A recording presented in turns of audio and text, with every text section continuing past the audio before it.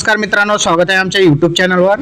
तर मित्रांनो, भारत सरकारच्या भारतीय हवामान विभागाकडून मिळालेल्या माहितीनुसार दिनांक 8 फेब्रुवारी 2026 रोजी राज्याच्या कोणकोणत्या जिल्ह्यामध्ये पावसाची शक्यता असणार आहे, संपूर्ण माहिती आजच्या व्हिडिओच्या माध्यमातून आपण बघणार आहोत। त्यासाठी हा व्हिडिओ शेवटपर्यंत नक्की बघा।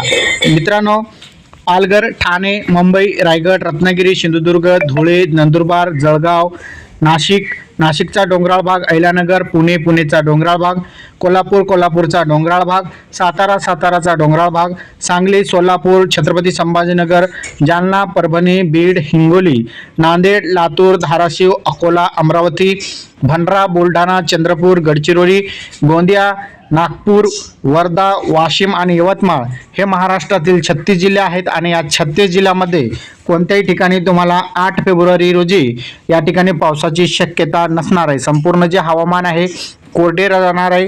कोणत्याही ठिकाणी पावसाची शक्यता नसणार आहे। कोणत्याही ठिकाणी हवामान पावसासंदर्भित आपल्याला पाहायला मिळणार नाही। त्यामुळे संपूर्ण हवामान कोरडे आहे। कोणत्याही ठिकाणी पावसाची शक्यता नाही।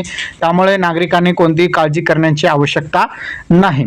तर अशा प्रकारचे बघितलं तर एक महत्त्वपूर्ण हवामान अंदाज होता। अंदाज कसा वाटला नक्की कमेंटमध्ये सांगा।